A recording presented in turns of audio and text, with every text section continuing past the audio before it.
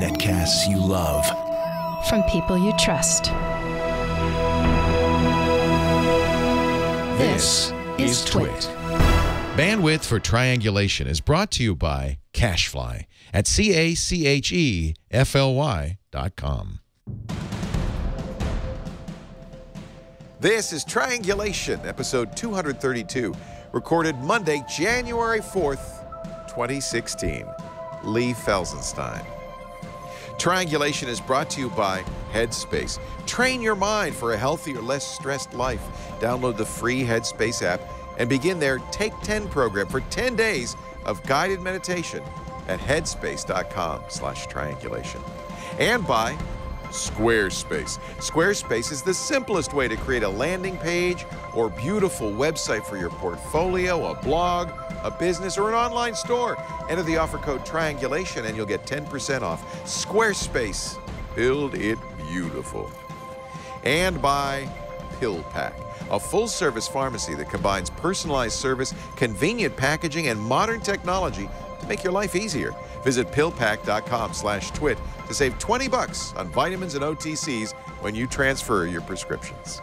It's time for Triangulation, the show where we get together with some of the best, most interesting people in technology and really learn something. And I can't think of a better way to kick off 2016 than with one of the great heroes of personal computing. And I am really thrilled to welcome Lee Felsenstein to our studios today.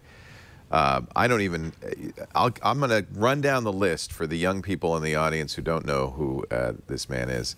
And I think it'll be sufficiently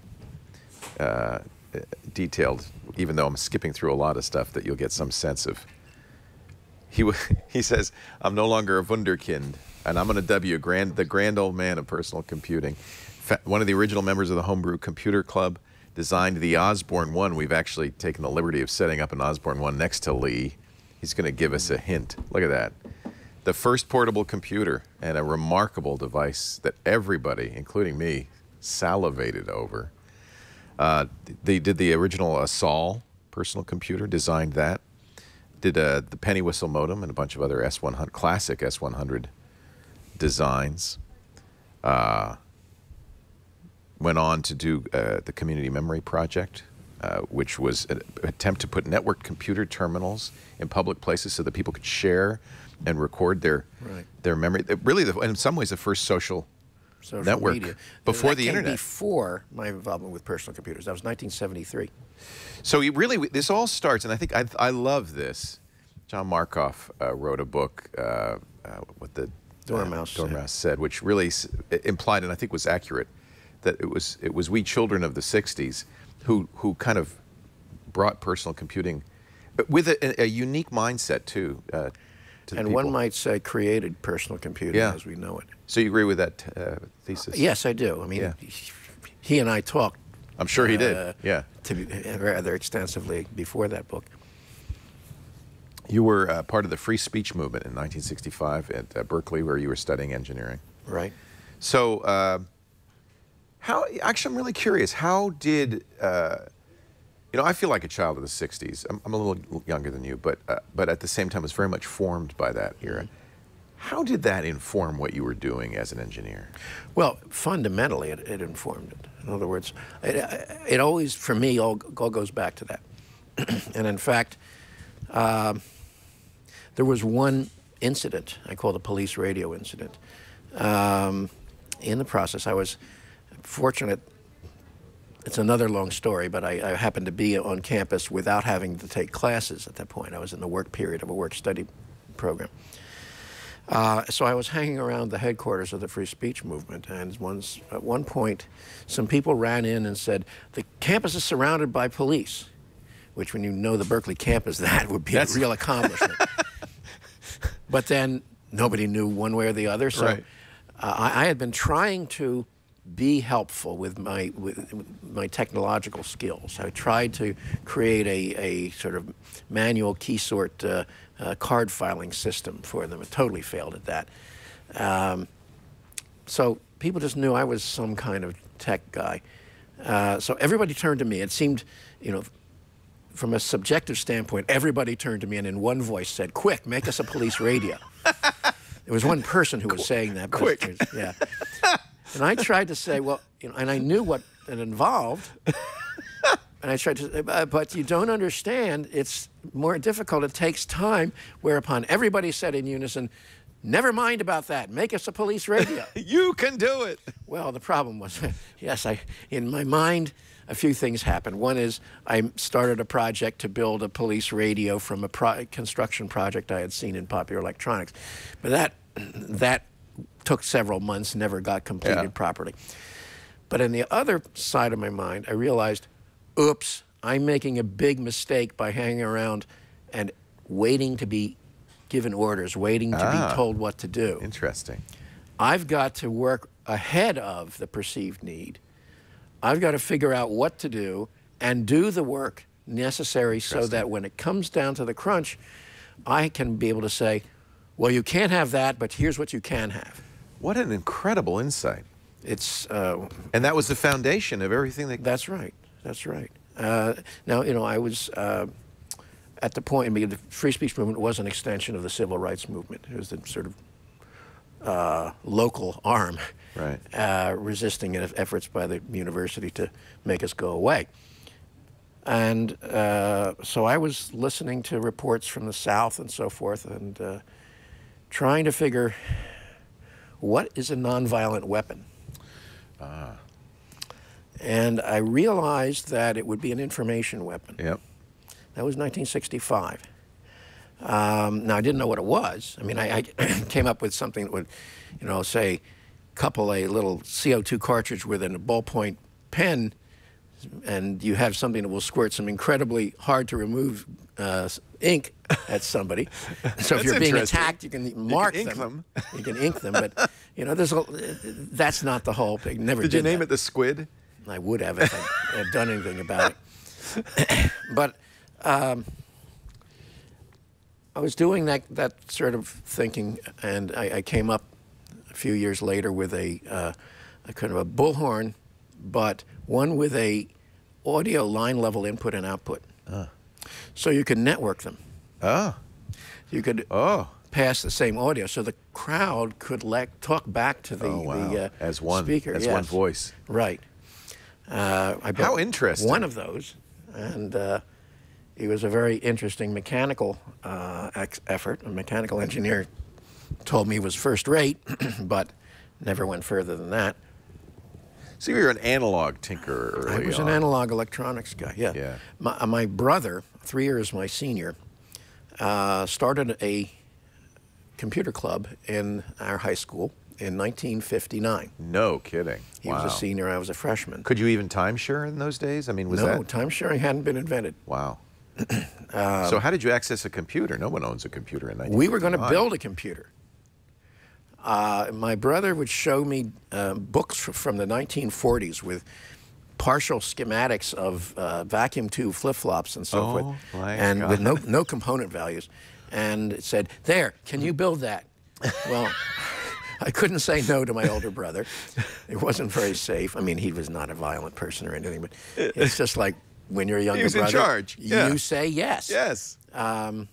So I was the chief engineer, and the stuff we built would have worked a lot better if I had been told that taking a bare copper wire and flicking it against a metal clip is one of the best ways to produce random trains of pulses that you can come up with. That was our pulse generator.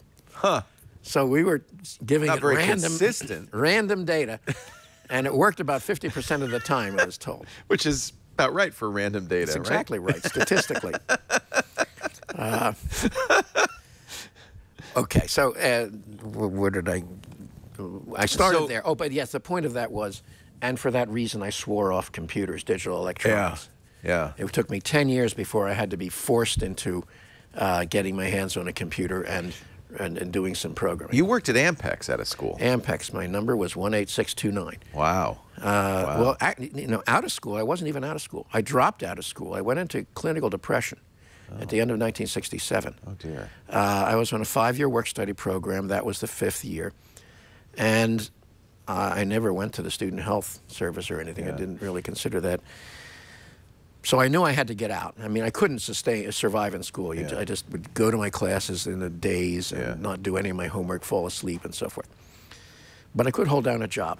And I went down to Ampex and applied for a job as a technician. They saw my little co-op resume of 3 work periods and said, this looks more like a junior engineer. Would you be willing to take a test? Great. That's what I've been doing in school. That's You were what I good at learned that. to do, take tests. And I came out an hour early and I aced the test. I wound up in the special products division. Thought I had missed the jackpot, but it was the jackpot for me because that was a little division of 150 people, and typically a division at Ampex was 3,000 people. Wow. It was a big company. And they had to do everything. They had to conceptualize products. People would come to them, if they wanted something that they couldn't get anywhere else in Ampex, they were sent to us. We had our little What marketing. fun. You were like the Skunk Works kind of. It was like, exactly. Except that we had to actually ship product and do it all. And so that I call my graduate school. Yeah, I bet. And that was, but Ampex invented videotape, right? They invented videotape. Yeah. I wound up working in the same rooms that were the lab in which the videotape was developed, the amplifier. Wow. How fun There's was no that? other connection there, but But that was all, it was an analog, very much an analog company. Very much. In fact, that's kind of what torpedoed it in the end because they couldn't make the transition to digital, really. They tried. They had what I call the secret of failure. And in 1971, when I was still there, they had an all-hands, well, they closed down the cafeteria and had a stockholders meeting, an emergency stockholder meeting. Wow. And you know what that means. Yeah. The banks were basically closing them down. Wow. So the good products do not necessarily come along with good management. I cut my teeth on an Ampex, I think 351 reel-to-reel recorder and radio. That was the gold standard. The gold standard at that point, yes. And boy, those things were bulletproof considering what we did to them. They really were great. So you went back to school after Ampex? Went back to school. Well, yes, that's right. I mean, during that period, pardon me, my voice is getting raspy. I entered therapy and so forth, and gradually got my head back together sufficiently, so that by the end of 1971, I could return to Cal and finish theoretically a year's work in 6 months. Don't know quite how I did that. Wow.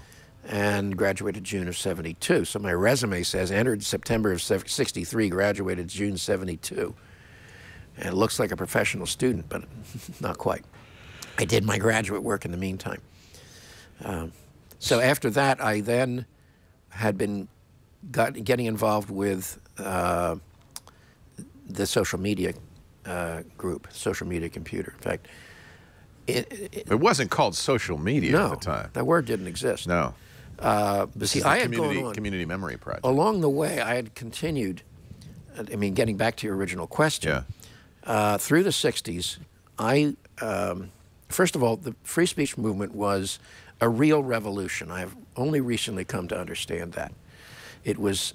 it was the beginning of the real counterculture, I think. Beginning of the counterculture. That was one of the, well, that's my third point that I was going to make. The first point is it overthrew an existing order, which was the order of in loco parentis, where the university would act as a parent to the child student.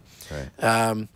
2, it was a mass participation event. And 3, had consequences far in excess of what we have envisioned. Yeah. So the counterculture was one of that. Maybe after we, just to bring everybody watching up to date, the effort was to do away with the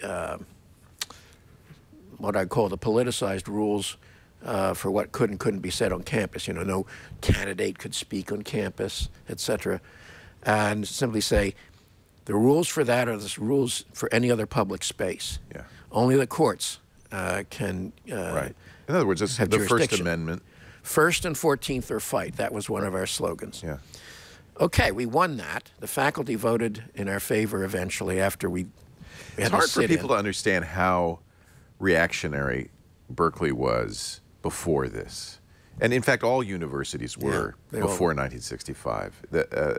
Very conservative spaces. Berkeley, as a state university, was living in terror of state funding shutdown. We think of it now as this kind, and thanks probably because of the free speech movement, as this kind of anything goes, you know, amazing place where intellectual curiosity is celebrated. And that's how it should be. That's how it should be. So, in fact, we were talking among ourselves and learning about what a European concept of a university was. Right. A medieval concept. The collegial body. Right, the body corporate of masters and scholars was the English common law definition. Well, okay. So I was tremendously turned on by that, as everybody else was. In the winter of 64, 65, the whole place opened up. Magazines were started. Yeah. I even started, you know, signed up for a political science course. And in fact, I wrote some essay on how you could put together a free university in the community. And were you wearing white short sleeve shirts and skinny black ties in those days? I mean, was it that kind of engineering? On the job I did. Yeah. And in fact, when I did that graduate work job, I wore a dark, you know, black suit, dark blue tie, white shirts. And in fact, I would come from that job on Wednesday nights to the Berkeley Barb offices, where I was then helping out and do interviews. And there is a picture I just saw of myself interviewing a very wild-haired Jerry Rubin. Oh my gosh! In my suit and tie. Oh my gosh! I wonder what Jerry thought about that.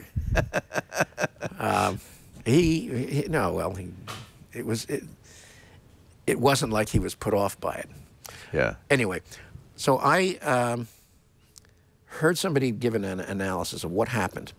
And they said that what happened was that the barriers to communication among people went down due to the crisis. And I thought that was quite correct. That's great. And I went in pursuit of that. What technology would be necessary to make that the normal way of living? Is what I was pursuing. I think it's, you know, and this comes back to your foundational belief of being ahead of what people are going to want. It took us a long time to realize that computers were not big calculators, that they were communications devices. Right. Until very recently, really, they were just very fancy calculators. And this is what the social media revolution is all about. And even the internet at first wasn't about communication, it only became about communication. Well, it was about communication between machines. Right. Not between humans. Right. Yeah. Right. That's right. And it's been said, and I think it's true, that, you know, personal computers were necessary to make the internet what it is. Did you see the early days of personal computing really as about a democratizing tool, as you said, I love this, a weapon of nonviolence? A nonviolent weapon. Well, in 1970, after going through the underground press, deciding that kind of centralized media wasn't going to work. Yeah. And that's really interesting. Even the underground press wasn't going to do it. Right. It started out community-based publication, and it because of the structure of the medium, it became a centralized, you know, controlled from one point, identical information and so forth, medium. And of course I knew that it was the phone system, which wasn't that way. Right. The postal system wasn't that way. Right. Structurally. Right. So how could those be leveraged? Interesting. Yeah, they were totally decentralized. So I was looking at that, and it turns out some other people were asking roughly the same questions, and a group of 3 people had left Berkeley in 1970. During the Cambodia invasion crisis, when the university shut down and engaged in a reconstitution or something.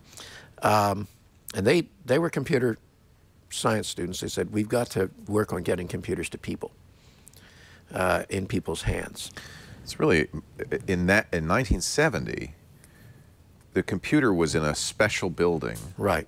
But by then they had time sharing. They did have time sharing, so you could have a terminal. In fact, I remember my high school, as Bill Gates High School as well, Lakeside School, and my high school in Rhode Island, the moms had gotten together and had a cake sale or whatever and got a terminal in there. Teletype ASR-33. Yeah, this was in 1968. I remember going in that little tiny room, and there it is, a computer you can use. Chunk, chunk, chunk, chunk, chunk, yes. Yeah. Well, So they started out renting, buying time-sharing time. Right. And groping around. And through the efforts of one really capable woman, Pam Hart, now Pam Hart English, they secured the donation of a time-sharing computer. And, you know, I look at the, well, viewers can't see the room here, but it would fill half the room. Yeah. And this is not a small room. Yeah. And it worked on three-phase, 208-volt current. What? Yeah, you had to wire the place yourself. The big noodles, I called them. What? Why? Well, that's how a computer was made in that one would have dated from about 1968. Yeah, there were many computers being made then. Yeah. But this was a real mainframe Yeah. SDS 940 Powerful computer. Scientific data system. There you are. There I am from 1965 or 66 at the School of Optometry Physiological Optics Lab, Dr. Westheimer. Oh, you were interested in optics as well? No, I wasn't. Oh. I just answered an ad on the bulletin board. I'll take that job. And wound up designing analog electronics. My first patent was 3435437, I believe it is. 3 million. The 3 was the first number. Nowadays they're hitting 8. Yeah. And Wow. 1966 with Dr. Westheimer, that was a very nice gesture on his part to include me in the patent. Nice. Yeah. How many patents do you have? 20 at the moment. Actually, one more that I would have filed by now, but my lawyer was off over the break. Still inventing. Yeah, I'll talk about why that is later. I mean, why I'm doing this patent. So it's not like, I mean, I did most of my patents while I was in interval research. I really want to ask you about that because I worked, as you know, at Tech TV. I worked for Paul Allen, and we were all, at the time, just baffled by what was interval all about. I want to find, that was kind of an R&D. Well, I have to warn you, I've signed an agreement not to, speak about quote, participate in any story about interval. But that doesn't mean I can't talk about it in the sort of general abstract. Somebody's got to open the door on that one because it must have been fascinating. Well, it 8 was. years. 8 years. I was Best there minds in the business. Unlimited budget, probably. Well, it's true. We weren't really constrained by budget. Right. We were more constrained by what we blue could think sky, of. right? Yeah. But it went over budget anyway. So did Tech TV. And they yeah. both ended pretty much the same way. Okay, let me get back to. I'm going to take a break because we have to pay the bills. But I want to talk more about anything you want to talk about, Lee. It's such an honor to have one of the great people of, and I don't want to say unsung because I think most people of my generation certainly know about you. But I think with so much attention being paid well, the Steve Jobs biography aired on CNN last night with people like Steve Jobs, who were very much, you know, the lead singers of the band. But it was the people like you and Woz who were building this stuff that really made the difference, and I think deserve so much more attention than the businessmen. And the businessmen get all the attention, businesswomen. So let's give some attention to the engineers. Oh yeah. Yep. I agree. The people who made the difference. We'll do that in a bit, but first I want to talk about the penny whistle modem, too. That was a classic. And the Sol 20. Classics. The age, a long time. And you said you're going to give us a hint about our Osborne 1. Oh, yeah, a user's tip. A user tip. Mm-hmm. We should really record that for the new screensavers. And now, Lee Felsenstein with a tip on how to use your Osborne 1. I think that would be awesome. We'll set that up. But first, I want to talk a little bit about our sponsor, Headspace. Headspace is a really, to me, mind changer, a game changer. It has really brought me a whole new. And I've meditated for years. I've done it all. You know, I've always, you know, from TM on up, been very interested. Then along comes this great guy, Andy Puddington, who is, I don't know, a mensch, a wonderful teacher. And he has this free app that you can get right now at headspace.com/triangulation. And it's meditation made simple. It makes, in fact, I love it. I've been working my way through it. As you know, your mind is we're all kind of at the mercy of our minds, and anxiety and fear and anger. stress can change everything. Your physical, it can make you sick. And you make it impossible to sleep, impossible to get through your day. There is a wonderful solution available for free to everyone, and it starts with 10 minutes a day of guided meditation through Headspace. Headspace has a Take 10 program. It's a 100% free way to experience the benefits of meditation in your busy modern life.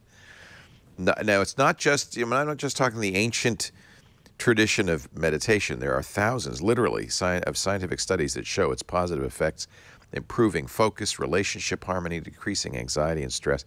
I am such a proselytizer for this, and I'm so convinced of its value that I want you to try it. And by the way, if you want to, another thing to watch would be Andy's TED Talk. 5.5 million people have watched it so far.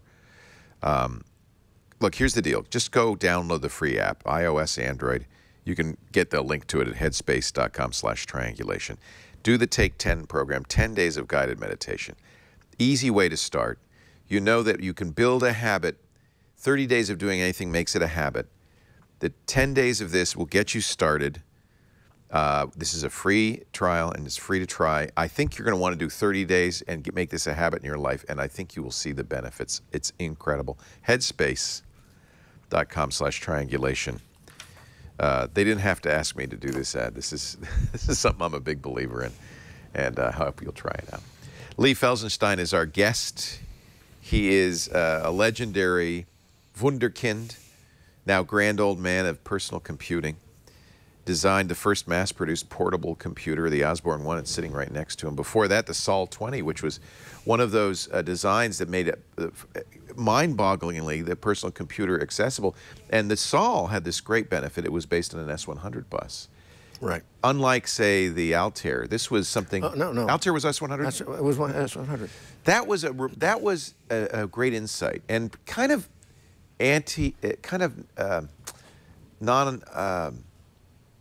counterintuitive, because it wasn't proprietary. Well, they wanted it to be. I'm sure they did. You know, businessmen always want to say, look, you have to buy it from us. Sure. That's how IBM, for years, did business until they got sued and they had to allow plug compatibles. And that was a brilliant move. Well, to make it open. To make it open. Yeah, and that was what really...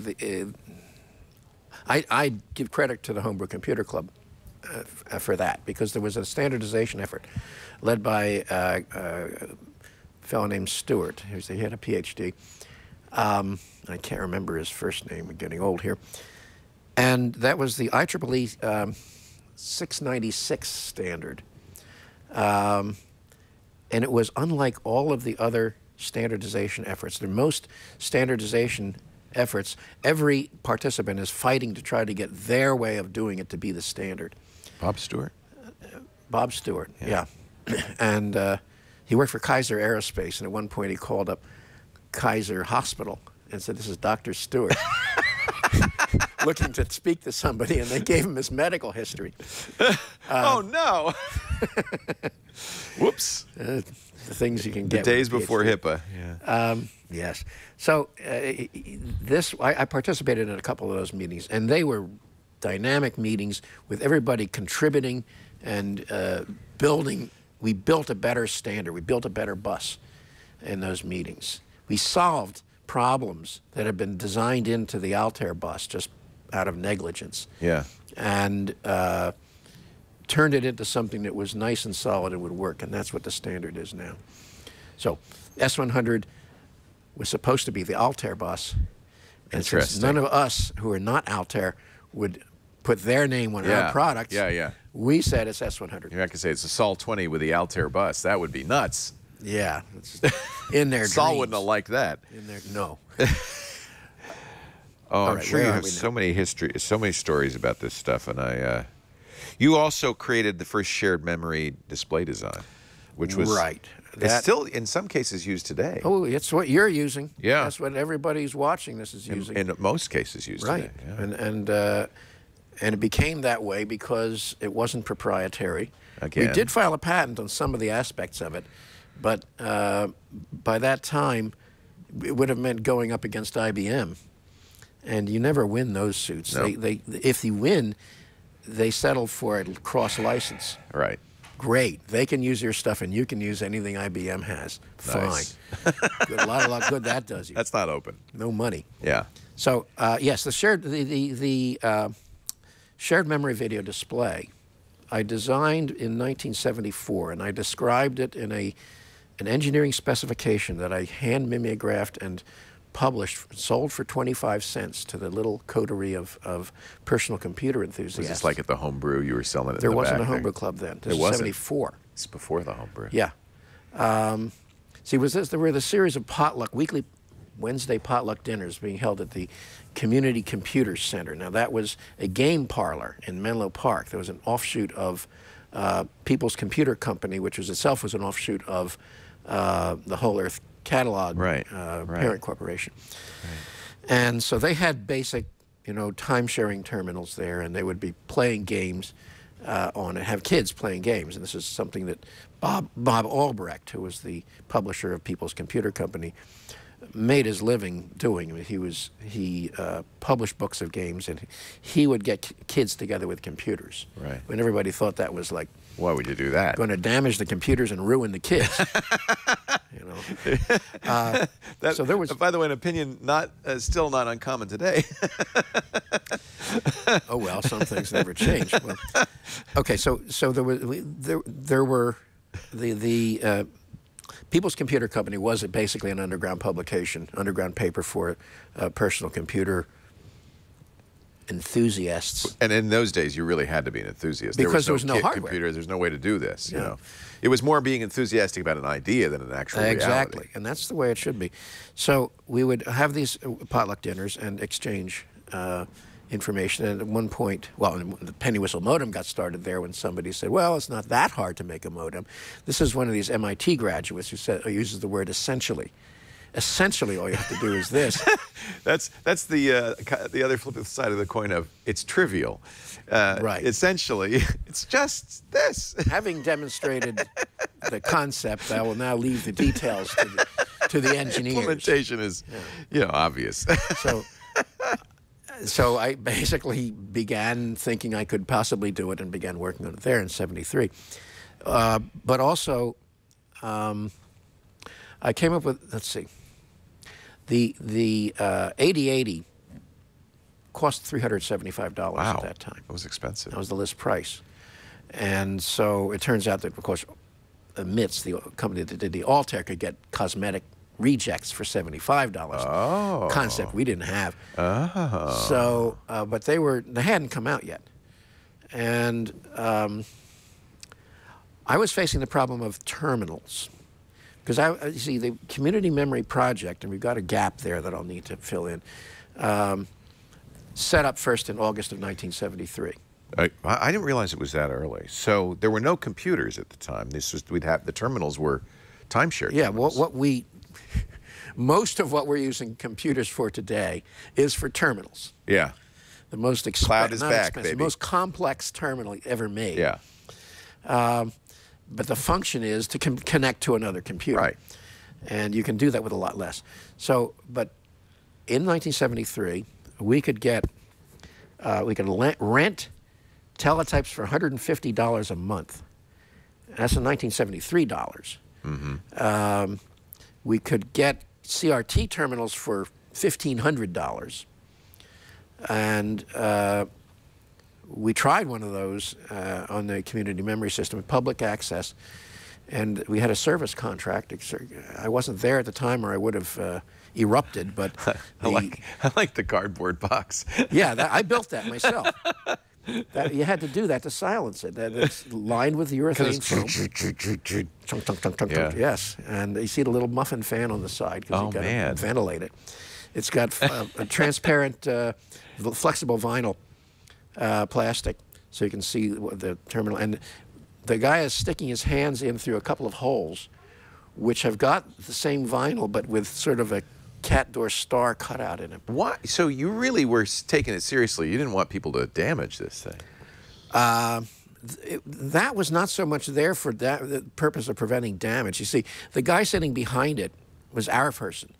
you had to have somebody You with had it. to have a driver. Because these terminals had come in off of service after 3 years, after lease, and they had been through the ringer, and they would jam. Yeah. So we had to be able to clear the jams. Yeah, these are basically teletypes. They're mechanical typewriters. That's right. And so, you know, radio controlled. So there's a lot of there's a lot of moving parts in this sucker. Not radio controlled, but electrically controlled. Yes. Yeah. There's a lot, and I had to go in and fix them from time to time. Did you see the one in our lobby? No, I didn't notice it. Oh yeah, there's a massive old. Is that gone now, or do we leave that there? I don't know where we got that. You might have got it in Model 19. To remind people of what it used to be like is why we have it. A good idea. Yeah. Anyway, so the problem was, how are we going to make terminals that survive in public service? I was mentioning the CRT terminal we got. Yep. The service guy dropped the keyboard, and at that time they were making integrated circuit chips with as a kind of a sandwich, a ceramic sandwich. Huh. And so the top half popped off, revealing the chip itself. Whoops. Somebody asked him, "Oh, shouldn't you do something about that?" And the guy said, "No, it'll work." When I heard that, I was livid. So we really couldn't trust on the service contract. So what do you do? And one school of thought was armor it, make something you couldn't even touch. Yeah. But that was a time when my father, out of nowhere, he had become the new ager of the family. And he called me up, as I recall, to tell me about this book he'd been reading, Tools for Conviviality, by this, to me, totally unknown philosopher, Ivan Illich. And I read it, and it reminded me exactly of how I had learned technology by messing around with radios and so forth. Yeah. And the fact that the technology of radio allowed for that kind of stuff. Transistor Analog radios, is much more forgiving, isn't it? well, analog is certainly, and that was vacuum tube technology. Yeah. And you see our transmitter back there with the vacuum tubes all lit up. I'll have to take a look at that. They're wheeling in the teletype here. Yeah. Yeah, we have to put it on a. I don't know what the hell that is. That looks like a Model 19. Are you kidding me? You actually recognize that? Yeah, that's. Well, you spent some time inside one, no doubt. Well, not inside this one. This is that's pretty old. The teletype dates from 1917. So and this more wasn't like, far beyond. You're kidding? It's that old. I don't know. Wow. Well, you see, it has ink ribbons just like the old. You know, I'm trying to make the analogy. It's just like a typewriter, but I realize now a lot of our viewers have never seen a typewriter either. Yes, there's a danger to that. Okay. So it's hard to describe, but you didn't have at the time. CRTs were very uncommon, very expensive. You had to type on paper. The output of the computer came on paper, and the input too, because you were typing. You had paper tape. Now there's no paper tape reader on this one. This is not an ASR. It's probably been severed. It was probably severed, or maybe. But they would have to have had it. Yeah. Yes. We got this at an antique store where I don't think they really knew what. Hope you didn't pay much for it. Look at the size of the motor on this thing. Big. Teletype Corp. Yep. Chicago, Illinois. Yeah. And this should probably say what model number on it. Jeez. I was looking for that, and it wasn't clear.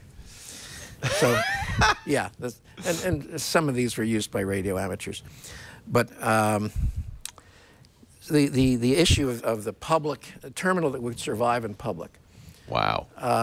I came to understand that. Well, I put it in the many words.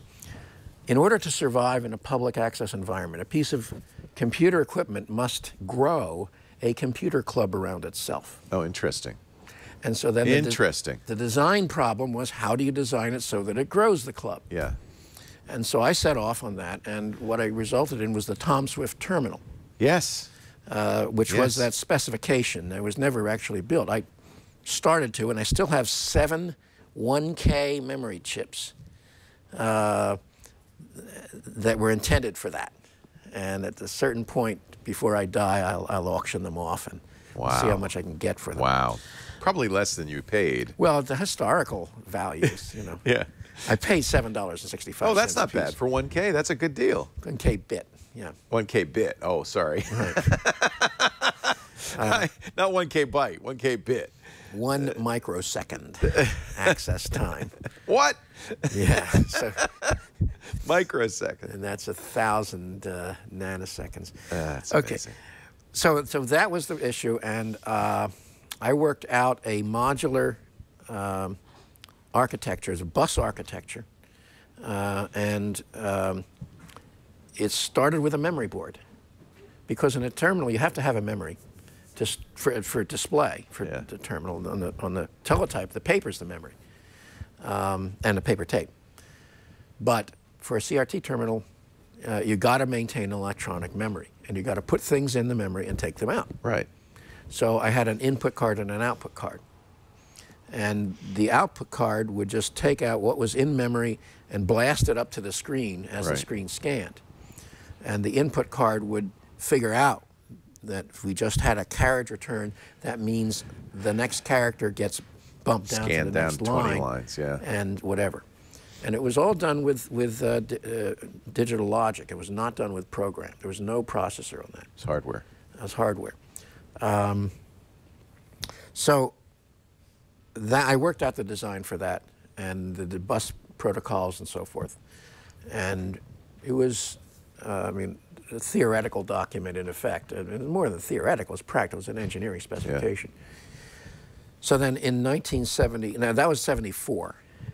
Then came 1975, the Altair and Bob Marsh, who had convinced me to share a rental of a garage in Berkeley for our shops, started Processor Technology Corporation, making S100 cards and add-ons. And he told me, I will pay you to design the Tom Swift terminal if you do it my way. Very honest. And that's what happened. That was the VDM1, the video display module. And so same architecture, basically a memory-centric architecture. And the important concept was it was in the same memory space as the main memory of the computer, because on an Altair and on a personal computer, there was only one memory space. It was so expensive, you wouldn't really want to. No. More than that. Could afford more, yes. Yeah. Here's a picture of the VDM1. What you're going to get there is the prototype. It looks like a breadboard, yeah. Yeah, because the chips actually, are all... no, that's a VDM1. And I have to explain that the layout was the guy's first layout ever. I had done more layout than he had. And I noticed that he was starting from one side and working across to the other side. So there's a ribbon cable. See the ribbon cable at the bottom? Yeah. That's connecting. That's failure in action. He couldn't get an 8-bit bus across the board, and so put it as a ribbon cable, which wasn't even straight. It had to be twisted. Okay. He went on to be a software guy. See, software, they have a ribbon cable. It's called GoTo. Yeah. Oh, my goodness. Yeah, that's true. Okay, so that was the VDM1. That was the memory mapped video, and that got adopted by everybody. So I'm still using it. It's still the same thing. You're looking at some memory there. You blast the data into memory, and then it gets sent up to this. in your memory space, although IBM sort of took it out in little chunks. Well, and now we have so dedicated GPUs that have their own memory. Well, but it's the same idea, though. Yeah. It's sort of it's not part trying of to save memory chips. Yeah. So do you know, I'm looking at I had it here, the cover of the very first People's Computer Club, and it has kind of a manifesto. Yeah. You know what's great? The Digibarn has a lot of this stuff still. Good. And they're digitizing it slowly and putting it up on the internet, which is really great. So this is the Digibarn's copy of the very first People's Computer Company. This is handwritten in pen. Well, but yeah, laid out. The manifesto: computers are mostly used against people instead of for people, used to control people instead of to free them. Time to change all that. We need a People's Computer Company. That's as true today as it was in 1974. That was 72, I believe. Even earlier, yeah. Yeah. Well, that gets into a lot of applied political philosophy and whatever, economic philosophy. I'm not going to do that here. But yeah, I mean, the whole impetus behind the personal computer, you know, what drove that? Because an awful lot of energy got put into it. And I was asking people and kind of impressed by the fact that they really didn't want to talk about their sort of social motivations. Right. Why are they doing this? Right. And I came to realize eventually that actually the Whole Earth catalog had done most of the marketing work. Yeah. Stuart Brand. Stuart Brand, and although they never got around to talking about personal computers until after we had begun Right. to exist. But they were about tools for technology, the people, and so right. it made sense. Yeah. The fact that you really couldn't get away from technology, so you might as well, if not embrace it, Yeah. learn to be comfortable with it, Yeah. learn to use it, and that's a very good message because, you know, technology being referred to as if it were some alien force is something that I get, you know, rather upset about. But it's interesting because, and that's, I guess, the genesis of the Thomas Swift Terminal is to make this more human scale and more personal. Right. And so the same thing with the personal computer. And once you have a personal computer at first on your desk, now in your pocket, you see how personal it becomes. It really is a very intimate connection. Very definitely, yeah. We have with our computers. So, you know, that in a way that that battle's been won, but there's always another one. Yeah. Now, the other thing I just a few months ago came to realize, I was asked to speak in Berlin, and I was going to fly there and have a week in Germany, and then I couldn't do that because the job I was working on needed me too much. So I did it by Skype, but nonetheless, the issue I was asked to address was time sharing and personal computing. Now, when I heard that first, I said, what? That's kind of like two opposites, two sides of a coin. But I had to think about it in order to have something to say. And I came to realize that time sharing prepared us all for personal computing.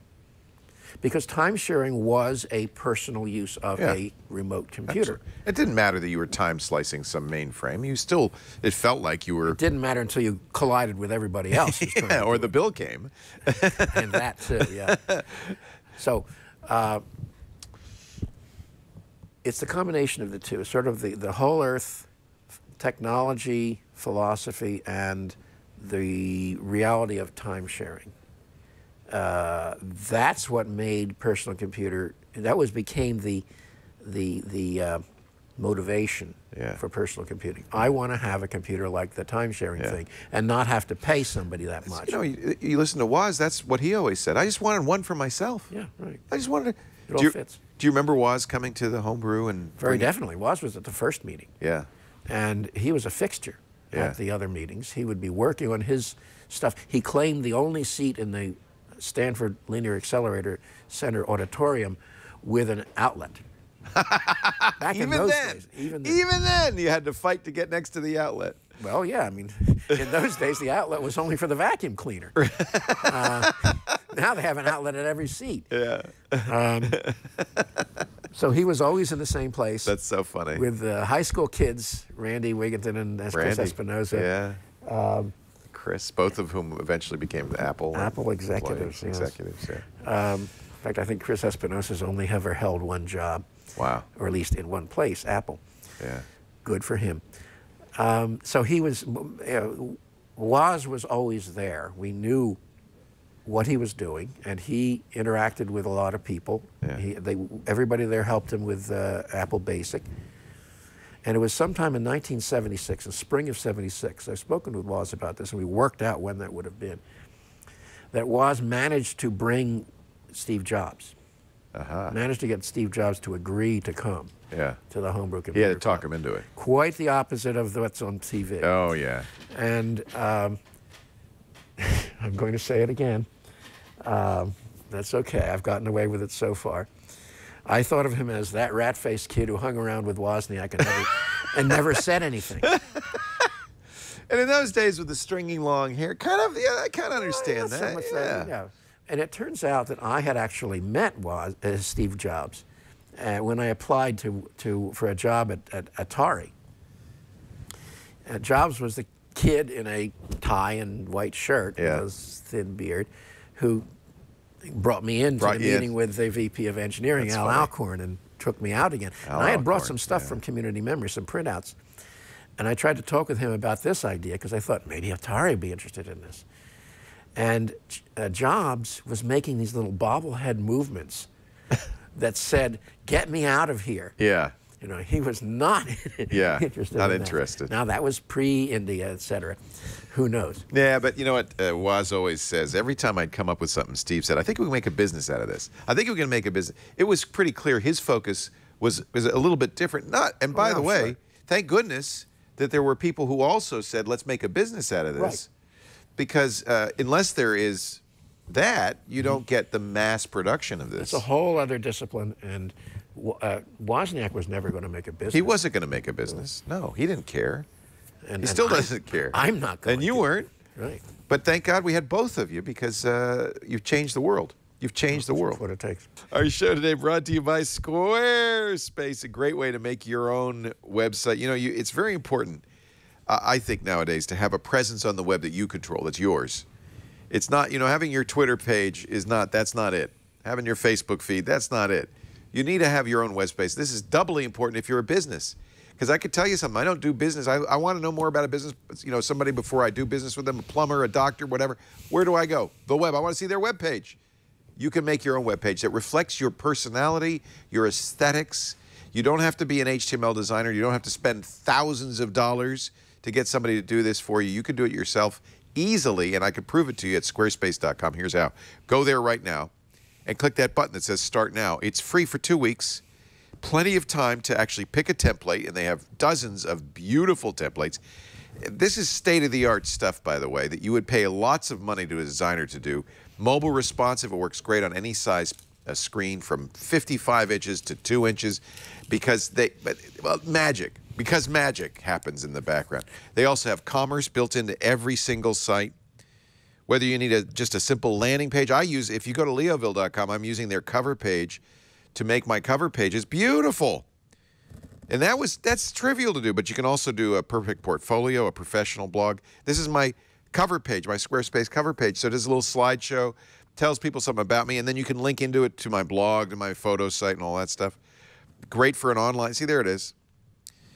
It's all there with your Squarespace website. Sites look beautiful.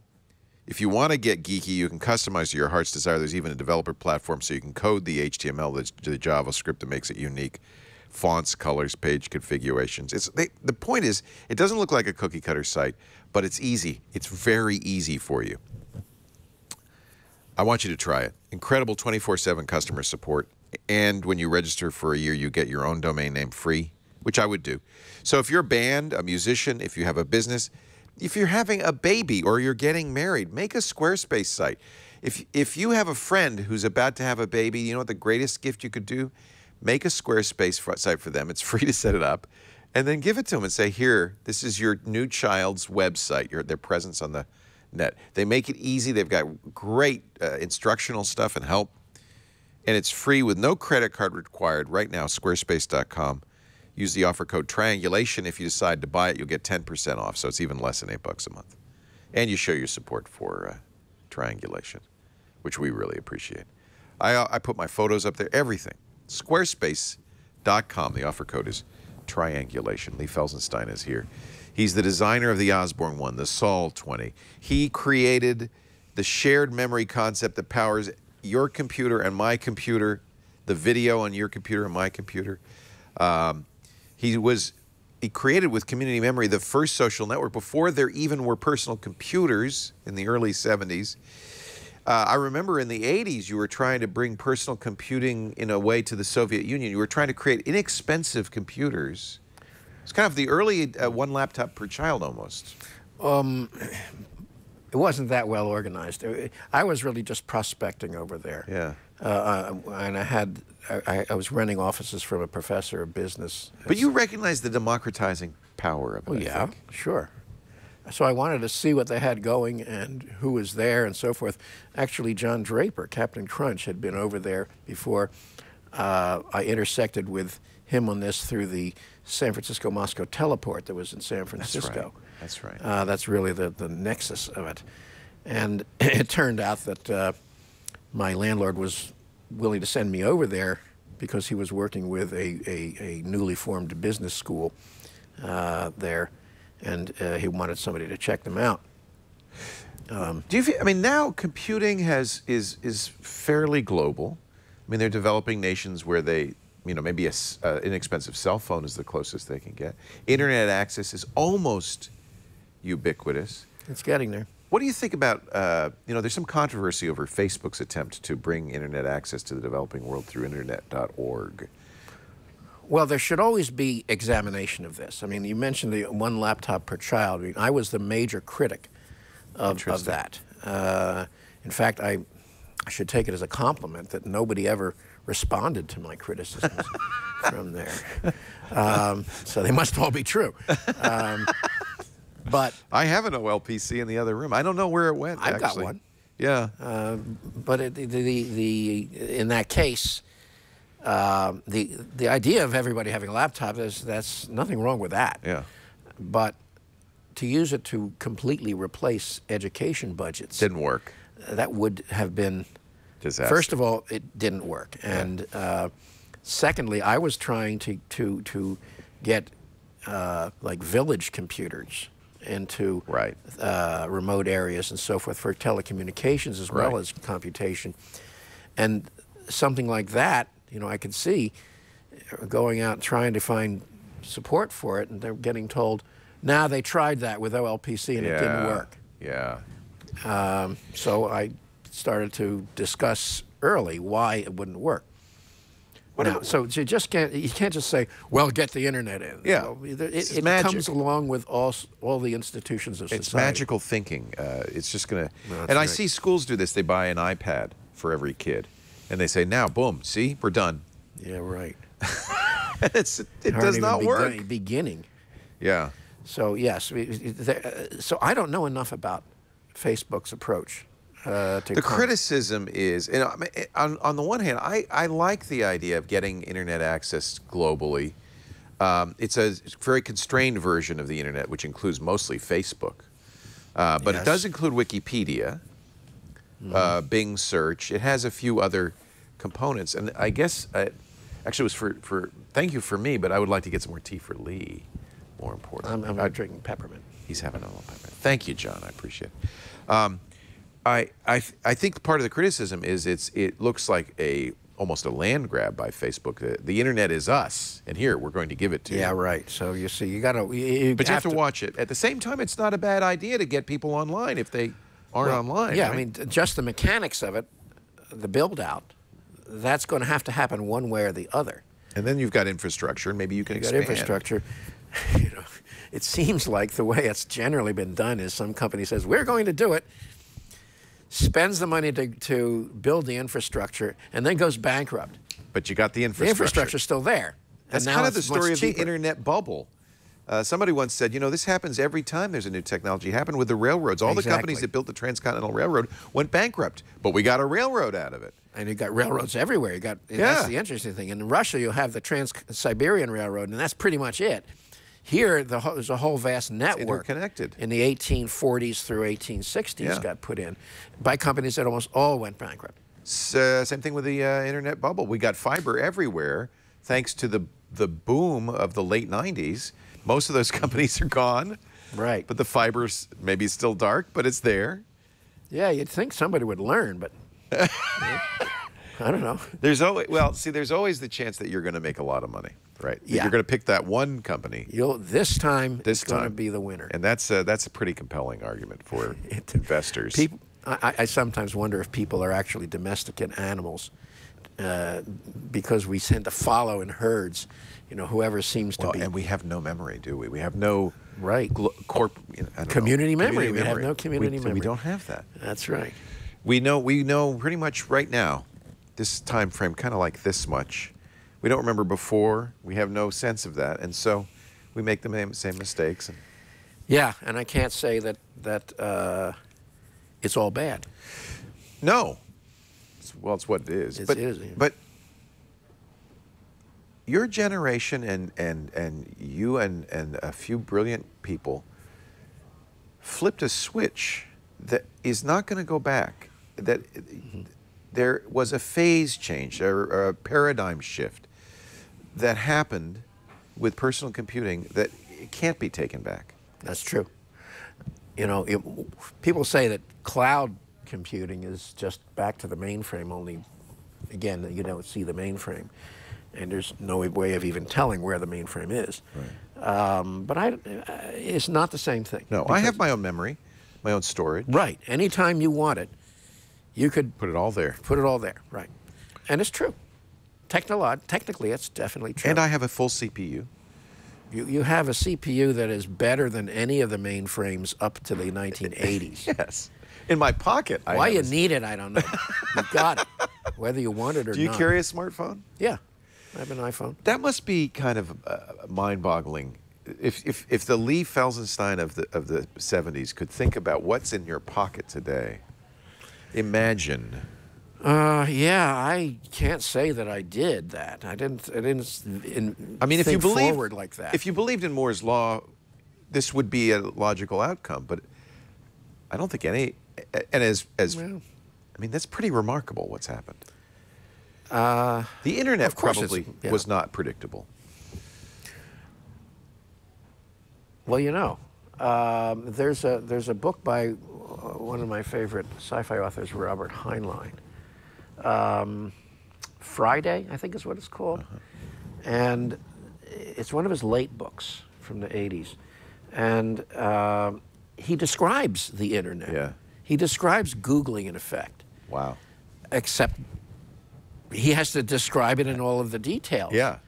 And we have no ground of being to understand it. That's what sci-fi is good for. It is. He basically laid out what it could do. But they're like the guys at the free speech movement who said, "You can build a police radio, right? Build it." It's easy to write this.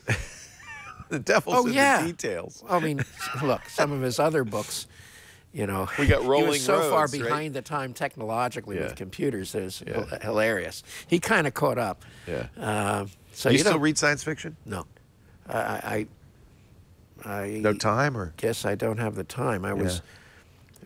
As a kid, was that an inspiration for you? Well, yes, it was. A friend of mine, his father subscribed to Analog or something, and we found the stored magazines and looked at these cantankerous editorials by Campbell, and really loved them. So, yeah, that was the first science fiction I was reading. I think people who read Analog in those days too. That was where the first sense that you were a little different, that we were not part of mainstream society, maybe, yeah? I'm of both minds on that one. Yes, we were not from the standpoint that we were looking at things that most people didn't look at, considering how might society be different if technology was different. On the other hand, it was kind of fan literature for technology.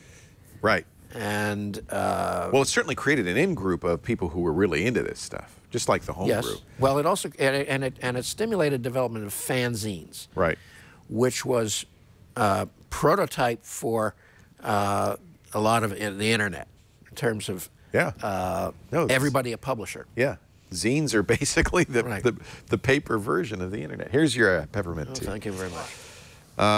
Having so much fun, I don't know where to go. Interval Corporation. So this was Paul Allen and David Little put a lot of money into an R&D project in the 90s called Interval Corporation. I worked for Tech TV in '98 through 2004. We were owned by Paul Allen. We knew about Interval, and everybody was just fascinated. Whatever could be going on in Palo Alto? Yeah, well, okay. Interval Research Corporation was a subchapter S corporation, meaning it's the personal property of Paul Allen. He put in all the money, and he hired David Liddell. And Andrew Singer, the late Andrew Singer, he's gone now, was helping him. He sort of got Tom Sawyered into helping him. And who was there? Well, it was about 150 people. Some of the best minds. Very, very good minds, I must say. Was it inspired by Park? Well, it was inspired from the standpoint that they wanted to outdo Park. The Xerox Palo Alto Research Center. Liddell had worked at Park. He was, in Right. fact, the project manager for taking the Star computer, their attempt, their ill-starred attempt. Oh, that's a good point. I like that. At making productizing the Alto. Yeah. And it sort of fell into a hole between workstations and personal computers. It's too expensive. Too expensive Jobs for personal saw computer. it, said, well, let's do the Lisa. That was still too expensive. Well, Jobs saw the Alto, I think. I'm pretty sure he They got did sell Alto the too. Star. You could buy a Star. Yeah, you could buy But it. it was tens of thousands of dollars. It was not inexpensive. And it was so different because it had windows and menus and icons. Yeah. That I think part of the resistance to it was just too different from what we're, we want word perfect. Do you have word perfect? That's what we would like. Do you have a Wang, anything with Wang in it? That's what we want because we understand how that works. And a business is not about breaking new ground. Is it? Oh, no. You have to progress one step at a time. You can't take a double step or you'll fall. Right. So, okay, So Interval was, okay, outdo Park, a better Park we're going to than do Park. better than Park. Because, of course, the title of the book says it, Fumbling the Future. Right. Okay. Right. So this time, no fumbling. Xerox invented the future and then said, yeah, there's no business there. Yeah, we don't know how to make money. We don't know how to make money. Go ahead and do it. Who cares? So it was established. It was 92, I think, or 91.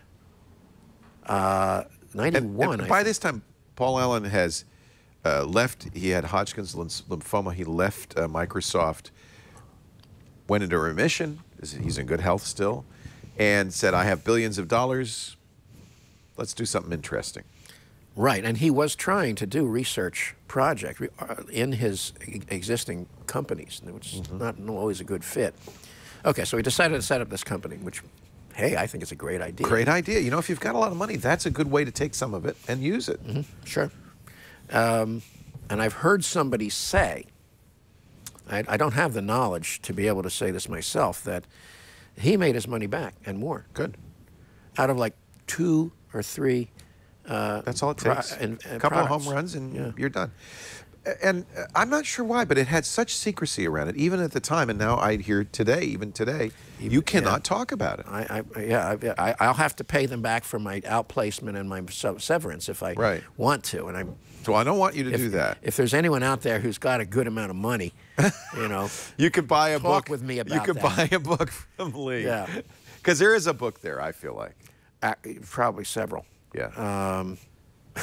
I suppose the other problem is that everybody I talk to would also have to have the same deal cleared up, so it's probably not doable. Well, okay. So what can you say without violating? Interval Research was an amazing group of people, a group of minds, and it had a structure that was intentionally flat, intentionally unworkable, so that we would have to sort of put together our own structure. Interesting.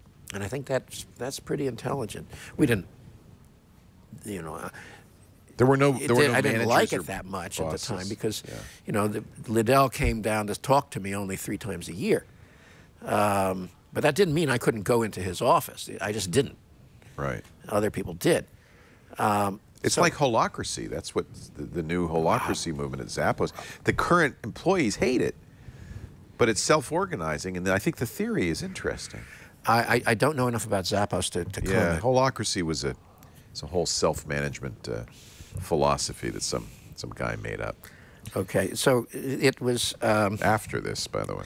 They took an approach of applying design principles to research problems. Oh, interesting. And of course, I'm a designer, you know. Right.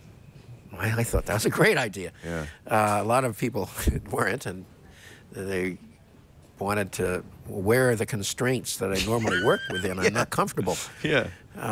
So in the kind of like the design philosophy of kind of brainstorming and yes, generative thinking and all of that. Scenario generation. Very early in '93, we did an off-site for several days where we were basically run through training exercises by people at IDEO, the design firm. That's what it sounds like, IDEO, yeah. Yeah, there was this They close still connection. do this design thinking idea, yeah. So, and hey, I got to sort of script a little scenario presentation, not knowing that I could do it. Yeah. I just stepped in and did it. It's an interesting way of thinking. Well, yeah. Yeah. And that training served me very well. Good. And I would like to think still serves me. Yeah. So Interval had a very, I'm going to say, a good mixture, and some people, different people have different opinions about what's a good mixture of the arts and the science and technology. But in this case, we had probably the highest percentage of artists and people in the arts, involved in the arts, of any research lab. Great idea to mix those people with engineers. Yeah, it's a lot of fun, and they come up with insights and approaches to things that you wouldn't come up with just out of your textbook. Sure. It's almost like this speculative fiction, the science fiction. Yeah, I mean, the point of it, it sort of generates an atmosphere in which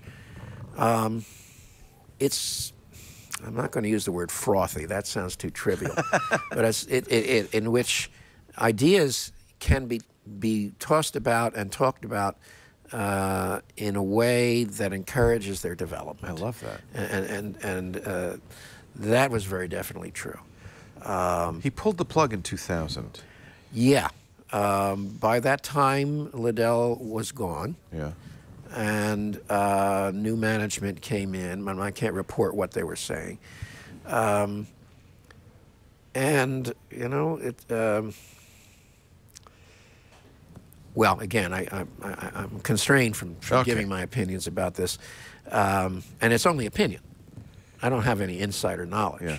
Yeah. So I'll just leave that alone as to what happened. It was closed down in the 2000 and just Were no you notice. aware of, in the early days as you were designing the first personal computers, Doug Engelbart and, you know, the demo of end-all demos and this thinking about mice and Windows and all that stuff? Were you aware of that stuff? I became aware of it.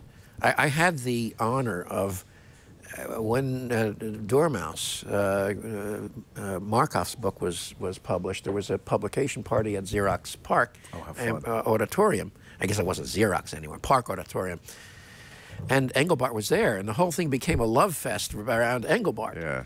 And because he really, that began it. He began it. I mean, in 1989 at the Hackers Conference, I was doing the introductions, and I'm going around, you know, calling on people to introduce themselves. And Doug stands up and in his very quiet, modest way says, "My name is Doug Engelbart." Oh my God! And that's as far That's as he all got. he had to say. Everybody rose in applause. Yeah. I got to say when I was on the stage at that park party, basically I told Engelbart, it would have been sufficient to stop with that demo. Just that. You planted the seed. He planted so many seeds their way, yes. He said, I told him, I only heard about it third hand, and it changed my thinking. Isn't that amazing? Somebody out in the diaspora of the personal computer wackos told me about this. Yeah. And I said, wow. Yeah. You know, why? That's amazing. It's like, and yes, it did change my thinking, and that changed a lot of people's thinking. Engelbart To him belongs a lot of honor. Yeah. And he got honored, fortunately. Yes, I'm glad I to think say. so. We interviewed him towards the end of his life on the Screensavers. He brought that original mouse, the wooden mouse. And yeah, there are people, and I feel the same way about meeting you, Lee, that you meet and you just think, in the years to come, people will look back and say, you know, these people changed the world in a remarkable, remarkable way. And the impact that you've had, the impact that he had, we're very grateful for the work you've done. Well, I want to talk about what you're doing in the I future. ain't done yet. Because you're not done yet. Right. That's important. However, I want to talk to you about my pills. What is it? No longer Wunderkind. You want to be the. Well, I want to be the eminence grise, the gray grand eminence. old man. grand As old we get to be grand old folks, sometimes the medications start to mount up. This is such a great idea. It's a better pharmacy. It is a pharmacy, but it's online. It's a full-service pharmacy that gives you actually the best personalized service you've ever had. Here's my pill. Actually, it's not mine. It's Elliot Williams' pill pack.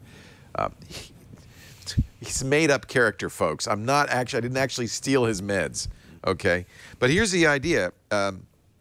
If you are taking medications, if you're taking vitamins, over-the-counter drugs, you know it can be very complicated to keep track of what you're taking. You know, I have a pill minder and all this, and it's very complicated.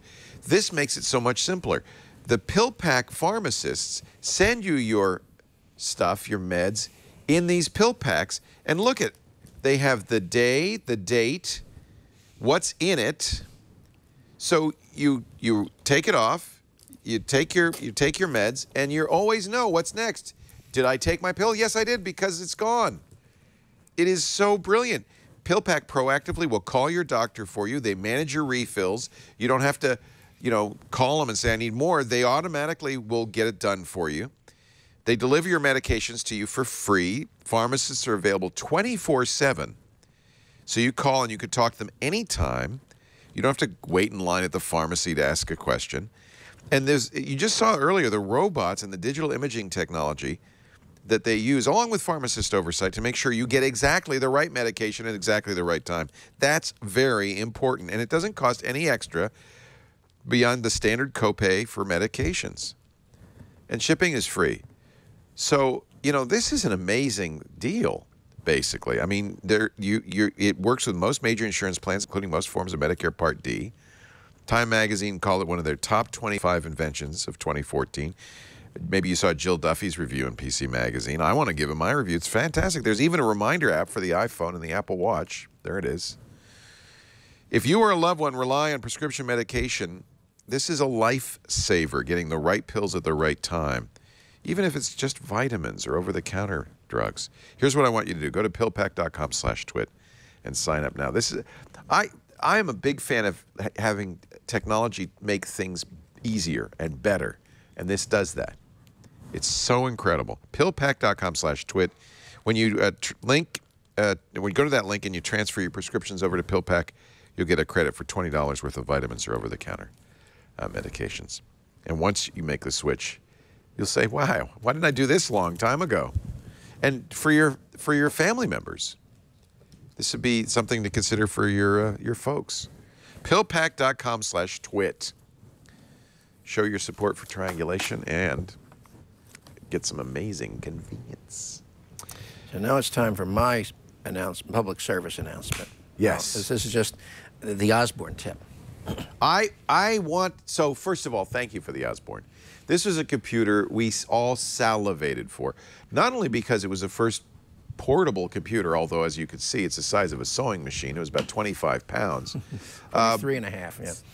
23.5? Mm-hmm. Okay, let's be exact. But it was only like $2,000, right? $17.95. It was really affordable, and it came with WordStar and what was the spreadsheet? Was it Lotus? SuperCalc is what it was called. It was written that's right. for by Thorson. SuperCalc, which was actually great. Yeah. It was DOS. It was a DOS computer. No, it wasn't DOS. It was CPM. CPM. There's a Z80 in there. There's a Z80. Look at that. You got a couple of floppy drives, and very nicely designed with a floppy disk storage slot, Two of them, actually, but one got used for the modem in this case. That's a third-party modem. That's not a penny whistle in there. No, no, no. That was designed by Sermetic or something. Okay. It does have the Osborne logo on it, but that's interesting. by So, arrangement. so our version is a little bit different because it's got an aftermarket modem to make it very modern. Well, yeah. Little, I see a serial port on there on the front. Right. There's a parallel port also. What's that That's there? not this. Connectors, some Well, sort that's the IEEE 488 connector. Oh, It's also a general purpose parallel port. okay. Adam Osborne, he got his PhD in chemical engineering. And that means lab instruments. And lab instruments were what the IEEE 488 bus was created for. And so when Adam told me what he wanted designed, he said, it's going to have an IEEE 488 port on it. Exactly how many of those were ever used? But if you're a scientist, that would have been a selling point. Or if you're a chemical engineer, sure. Came with C Basic. C Basic, that's right. And it came with also M Basic, Microsoft Basic. Interesting. That, I think, was the full software complement. Interesting. C Basic What a is deal, a compile though. basic. You got to understand, $17.95 was... That could have been the cost of that software alone. Yeah. Amazing. Yes, it basically was, right? You get the hardware's for free. And what was it? Was it an 80 by 24 display? Was No, this is... there was that magic moment. He asked me for 40 characters by 24. Yeah. The same as the Apple. Yeah. And the way I designed it, I have this principle. The number of designers of a computer is equal to the number of crystals in the computer. And hardware designers will understand that. There's one crystal in there. One clock chip. One clock, yes, one. It's not a chip, but whatever. Everything is therefore synchronous to that crystal. Right. And the purpose of that for the video is that you don't have lines wandering around in the background. The noise doesn't show up. It just stays static as a pattern. You don't notice it. Nice. So that meant that the video was constrained by a number of things.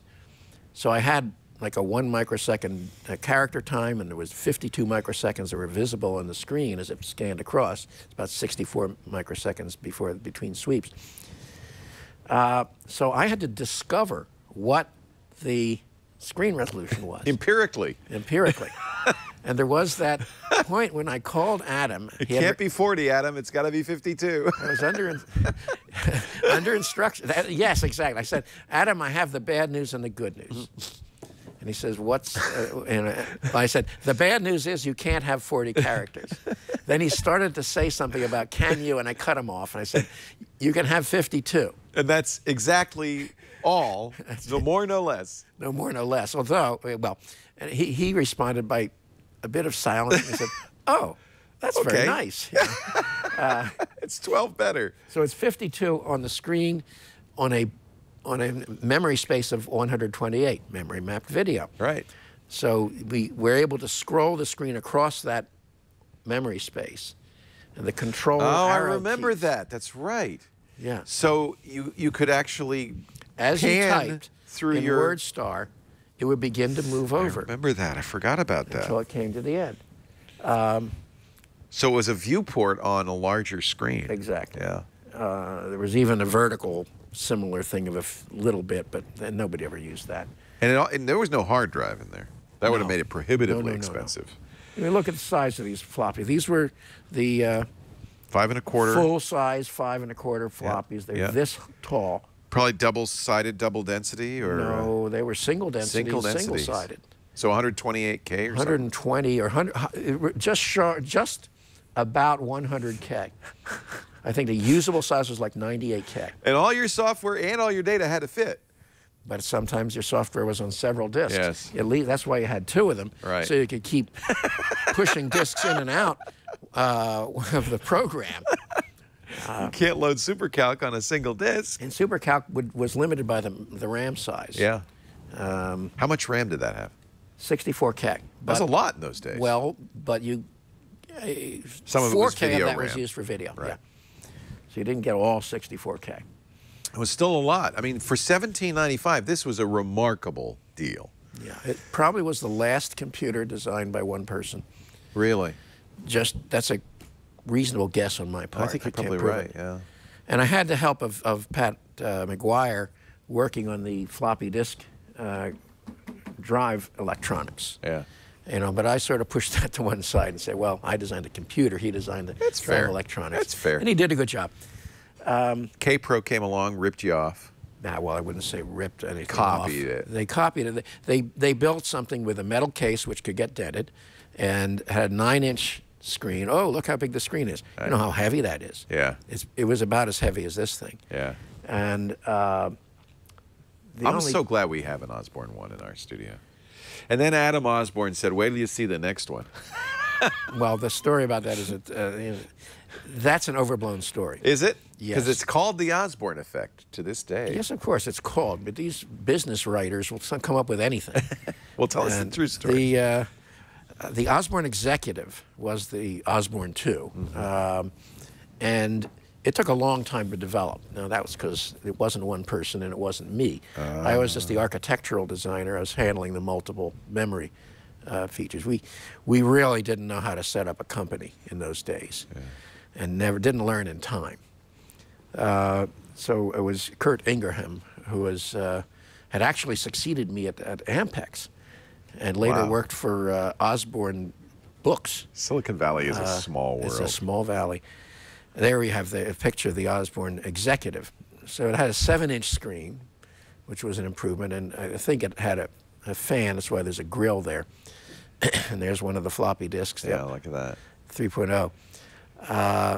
Oh, somebody's here. This is a YouTube video. What's a video? Yeah. Sorry. And I can tell it's an old video. The guy's, not only does the Osborne executive work, the guy has puffy sleeves. So. All right. The Osborne effect thing. It was a long time in development, like 18 months. Yeah. I did it in 7 months. And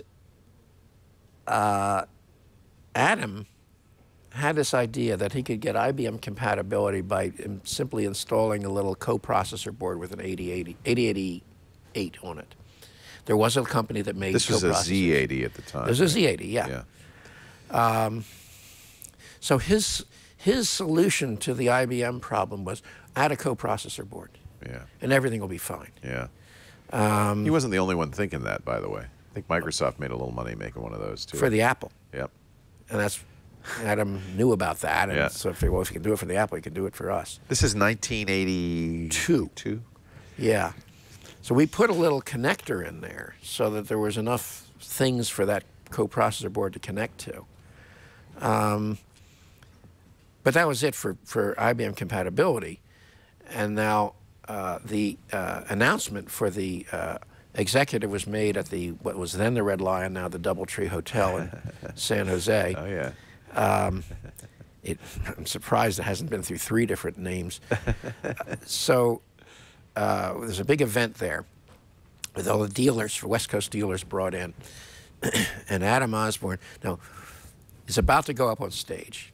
So all of us vice presidents huddle with him and say, now, Adam, whatever you do, don't mention IBM compatibility. Because we were actually, I don't know if at that time we were doing it. Let's leave that aside. We had intentions in that direction. Yeah. Yeah. Whatever you do, don't talk about IBM compatibility. Yes, yes, yes, of course. Goes up on stage, whips the crowd into a frenzy, and while they're cheering and cheering, he says, and if you think that's something, just wait till you see our IBM compatible. Now, the room did not fall silent at that time. They kept cheering. Right. The corporation got into a terrible problem with inventory imbalance. They basically had more parts for the Osborne 1 than they had planned on, so they decided to go ahead and build the rest of the Osborne 1s. That's a classic problem. And they couldn't sell them. Demand, well, I don't for think the demand one, dropped off because of IBM They're trying to get people to compatibility. buy the new one. Right. And they succeeded. Right. So, but then they kept making the old one. Right. And their finances were in such disarray, which they had always been, that the whole thing basically fell apart. Probably would have anyway. Yes, regardless. I mean, I don't know if this is true, but I said it, that they really lost the game in the first 6 months of the corporation's life, because if you build it wrong or don't build it right, it stays that way. Yeah.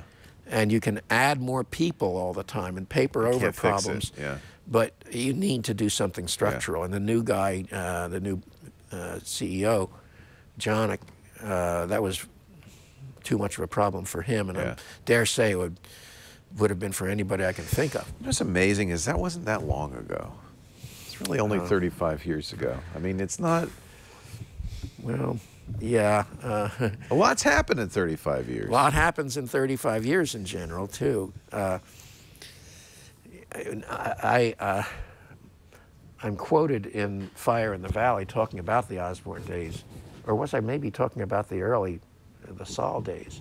A year was a lifetime in those days. It was, yeah. And you don't think ahead and saying, well, no, I'm planning out my future, so forth. Do you feel like it's moving faster now, or is it slowed down a little bit? So in the early days, there's so much to invent, and there's so many areas that you can expand in. Yes, well, that's right. I mean, we've been in... I've lived through the transition from the sort of... what's that geological period where everything went wild and all kinds of the Cambrian explosion. Yeah. That's from the early 70s or middle 70s through to the IBM era, when everything sort of aligned around IBM and onward from that. So I would say, yes, things used to be an awful lot more hectic and variable than they became. As of where is it today? I think cloud is a whole new platform, and that's been in some ways just as unpredictable as the early days of personal computers. Maybe not.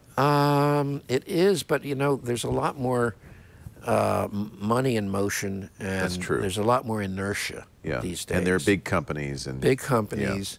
You don't see, but you do in apps. In software, you see these little companies and this little ferment. Right. They come and go and so forth, like popcorn. Yeah. So that's where the Cambrian stuff is going on. Yeah. There's always going to be somewhere where there's the next But these frontier. days, and this has been true for a while, you go out to find money, and you have to say, who are you just like? But slightly better than. Yeah. And if you're someone like me, I don't have anything to say in that case. It's like, who are you just like? I'm totally different. So what do you do? What's the next for Lee Felsenstein? Well, okay, let's get to that. And then I'll get to the oh, I want the tip. Do the tip, the and then tip we'll is talk real about simple. what's It's next. actually my father again. User tip. He got an Osborne, and you could get into a situation where it acts like it can't find anything on the floppy drive, and it gives up, and it goes back to the screen saying, please insert floppy drive disk, but your disk is already in there. What my father figured out is if you open up the disk, pull out the diskette, put your finger in the center and rotate the diskette within the jacket, and put it back in. You'll have to re-index. It'll say, oh, it basically, because what I think happened in that case, we never got to explore this, is that there is some timing loop in the ROM, and it can get into a situation where it's a race condition between the drive rotating the disk and that timing loop going interesting. on. And it can get into a lockup condition. And so by rotating the disk, you put it out of phase with that loop, and that corrects it. So there's your tip for Osborne 1. If you get to it where it's saying, I can't see the disk, pull it out, I'm sure that there is... No, there's no... Maybe one person watching who says, oh. Maybe not. Don't sell your audience short. Oh, we didn't think of that. I like race conditions. I don't know why. That's a fascinating challenge, isn't it? This idea that two processes can be in parallel and then hit a point where...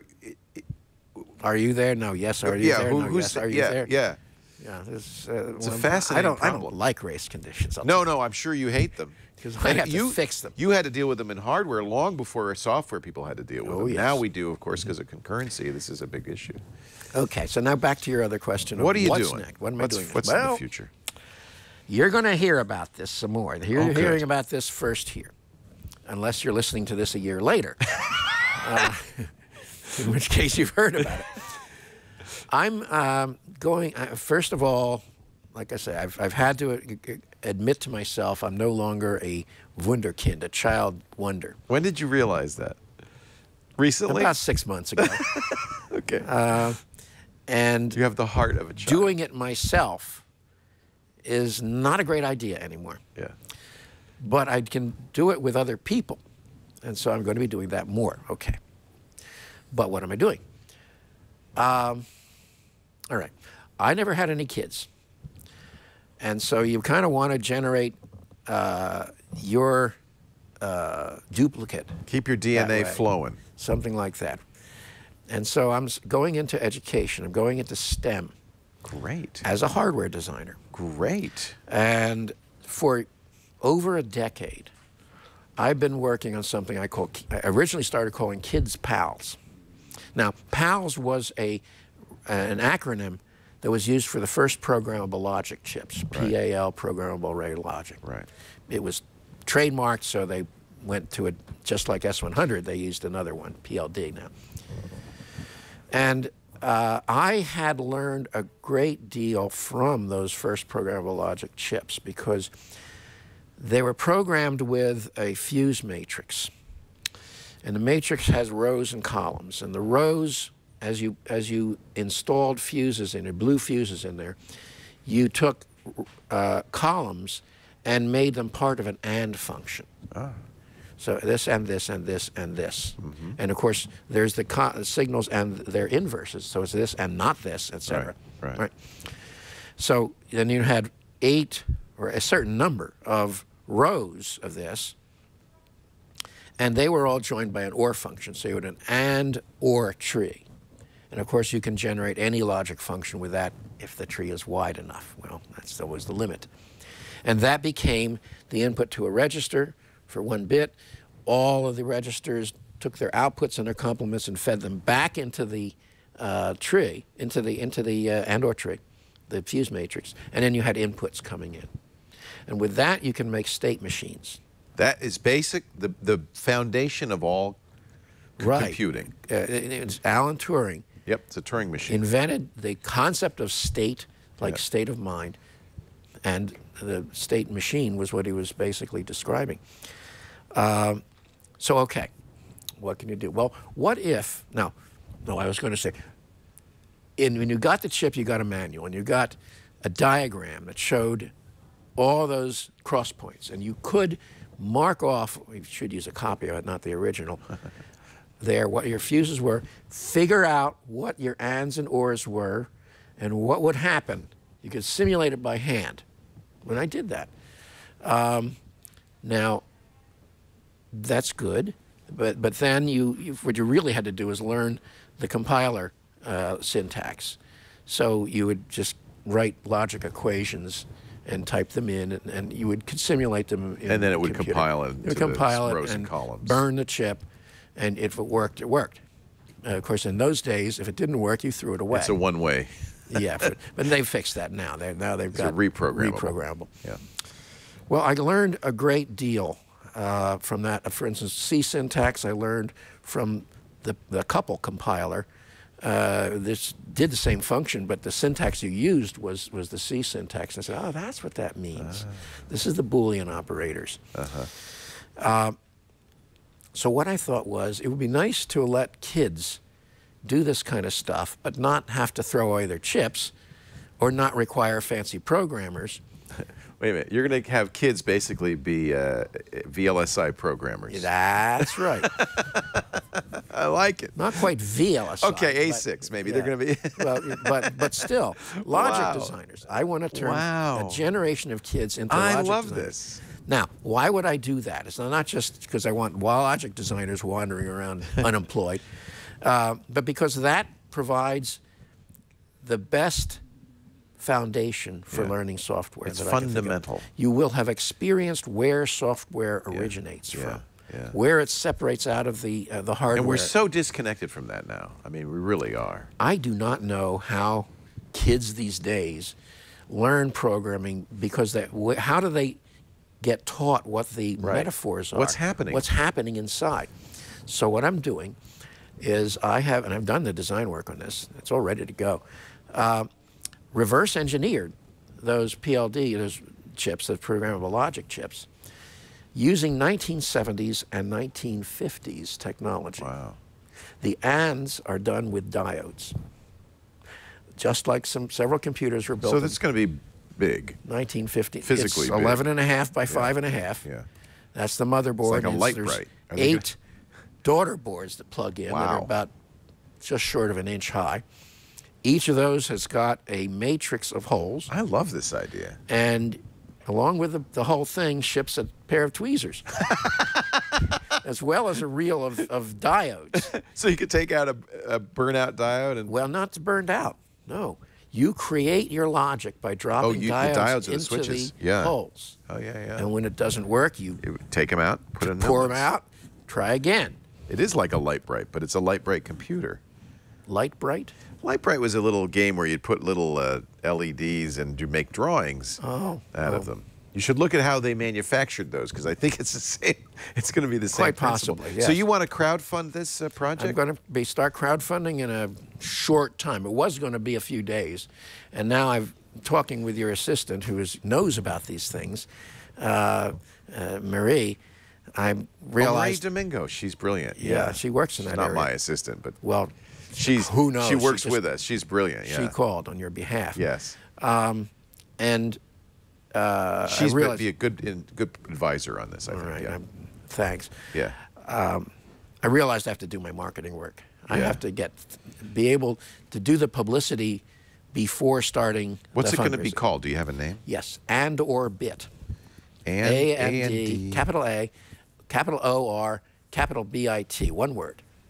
It's like and orbit. And orbit. It's for the I like Sputnik. it. And nobody's got it, so that's good. And I got the URL. Andorbit.com? .com. It should be. I hope I have the URL. I'm paying for it. Yeah, you're in trouble. So good. So people will be able to go there, find out more. Yes, participate in the crowdfunding. You might use Indiegogo. You haven't decided. Probably will use Indiegogo at this point. I'm not sure, but we're going to have to do an awful lot of publicity.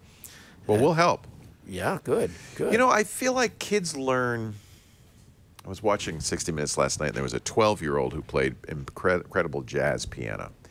And I think it kind of gave me the insight that kids learn like jazz. You can't explain jazz. You can't explain swing. They have to feel it. Right. And if they feel it, and it's in there, they'll go, oh, I get it, and they'll do it.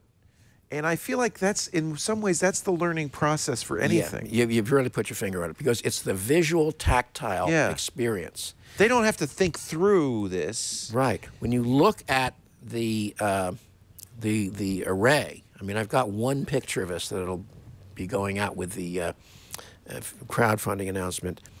You'll see a 3-bit binary decoder.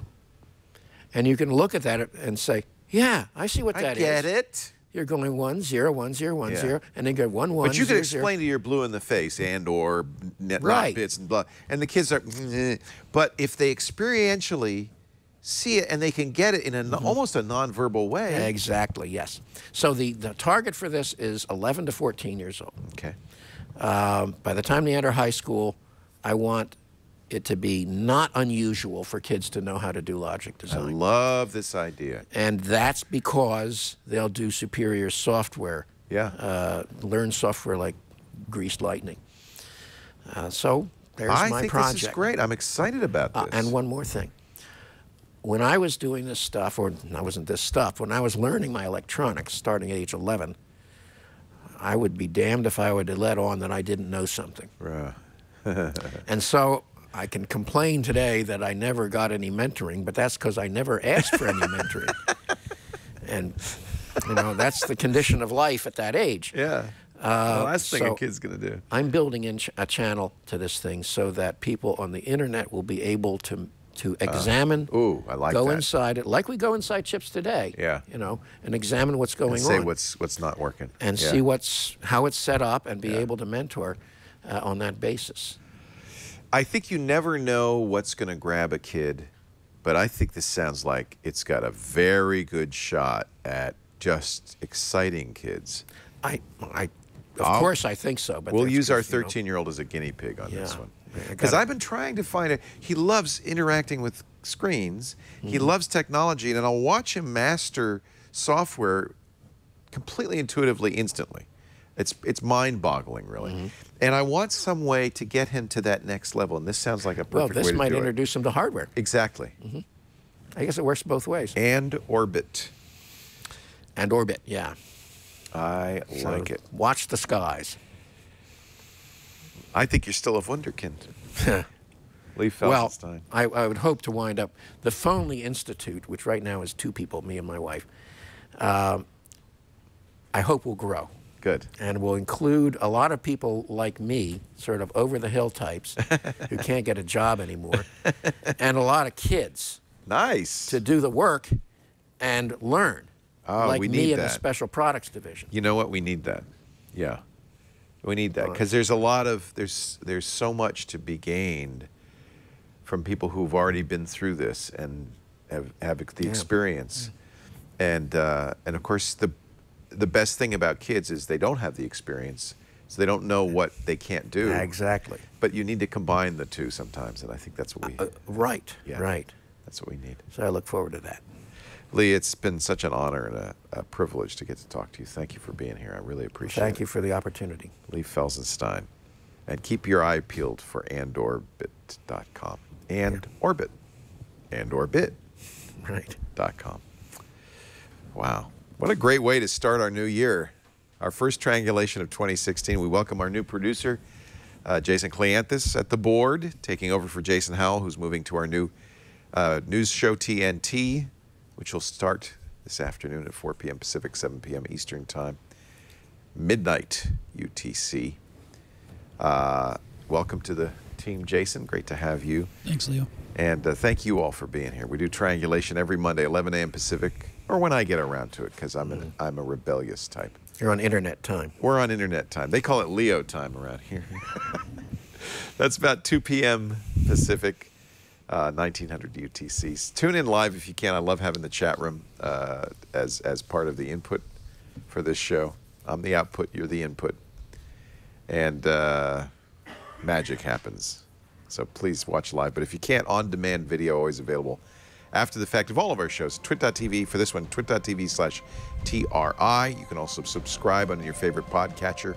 I would suggest that because this is one of those shows you don't want to miss an episode. And if you haven't seen all 231 previous episodes, you have an assignment. Get to work.